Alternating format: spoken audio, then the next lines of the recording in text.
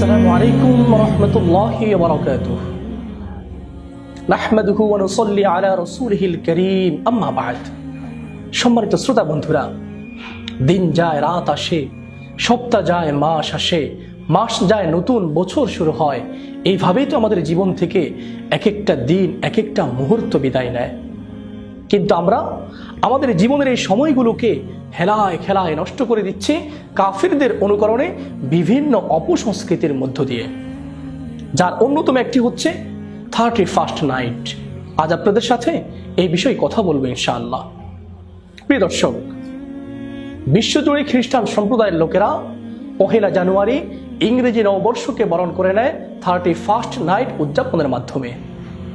আর খ্রিস্টানদের দেখা দেখি পাশ্চাত্যের অনুকরণে আমাদের সমাজের এক শ্রেণীর মানুষ প্রচন্ড শীতের মাঝেও রাত জেগে বসে থাকে 31st নাইট উদযাপনের অপেক্ষায়।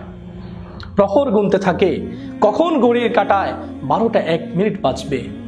ঠিক ওই মুহূর্তে হ্যাপি নিউ ইয়ার উচ্চারণের মাধ্যমে শুরু হয় এক হই হুল্লোড়, আর উল্লাস ধ্বনিতে ফেটে পড়ে নববর্ষ প্রেমিকরা।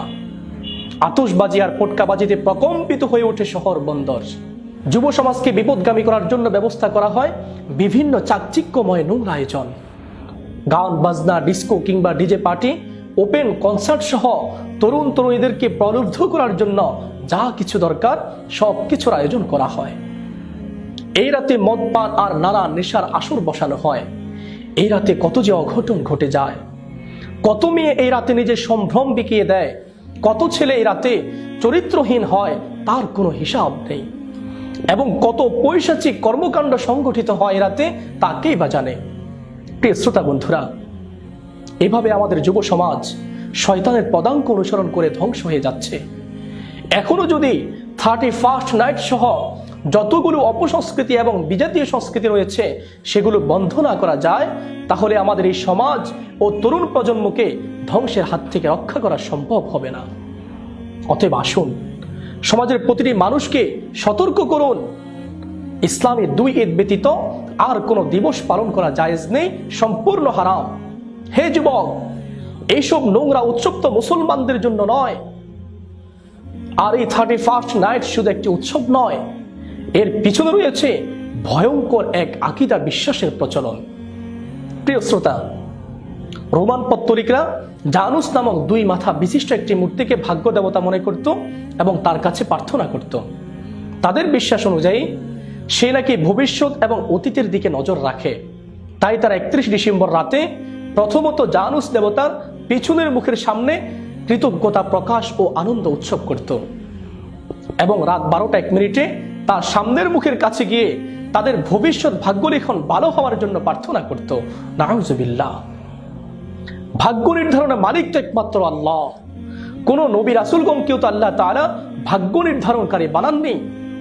আল্লাহ সুবহানাহু ওয়া তাআলা সূরা আরাফের 188 নং আয়াতে বলেন, কুল লা আমলিকু লিনাফসি নাফআন ওয়ালা দাররান ইল্লা মা শাআল্লাহ। হে নবী, আপনি বলুন, আমি আমার নিজের কোনো উপকার ও ক্ষতির ক্ষমতা রাখি না, তবে আল্লাহ যা চান তাই হয়। অতএব 31st নাইট নামক বিজাতীয় সংস্কৃতির পিছনে ঈমান বিধ্বংসী আকীদা বিশ্বাস রয়েছে, যা কোনো মুসলমান গ্রহণ করতে পারে না। সর্বোপরি 1 বৈশাখ উদযাপন যেমন মুশরিকদের উৎসব, ঠিক তেমনি ইংরেজি নববর্ষ 1 জানুয়ারি খ্রিস্টানদের উৎসব।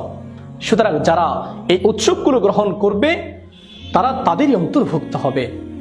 আবু দাউদে বর্ণিত হাদিস, নবী সাল্লাল্লাহু আলাইহি ওয়াসাল্লাম বলেন, মান তাশাব্বাহা বিকওমিন ফাহুয়া মিনহুম। যে ব্যক্তি যে জাতির অনুকরণ করবে সে ব্যক্তি সেই জাতিরই একজন বলে গণ্য হবে। ইন্না লিল্লাহি ওয়া ইন্না ইলাইহি রাজিউন। আল্লাহ সুবহানাহু ওয়া তাআলা আমাদের সকলকে সকল ধরনের অপসংস্কৃতি এবং বিজাতীয় সংস্কৃতি থেকে হেফাজত করুন, এবং আল্লাহকে ভয় করে আখিরাতের ফিকির নিয়ে জীবনের বাকি দিনগুলোকে অতিবাহিত করার তৌফিক দান করুন। আল্লাহ সুবহানাহু ওয়া তাআলা বলেন, ইয়া আইয়ুহাল্লাযীনা আমানুত্তাকুল্লাহ ওয়াল তানজুর নাফসুম মা কদ্দামাত লিগাদ। হে ঈমানদারগণ, তোমরা আল্লাহকে ভয় করো, আর প্রত্যেকের উচিত চিন্তা করে দেখা সে আগামীকালের জন্য কি পাঠিয়েছে।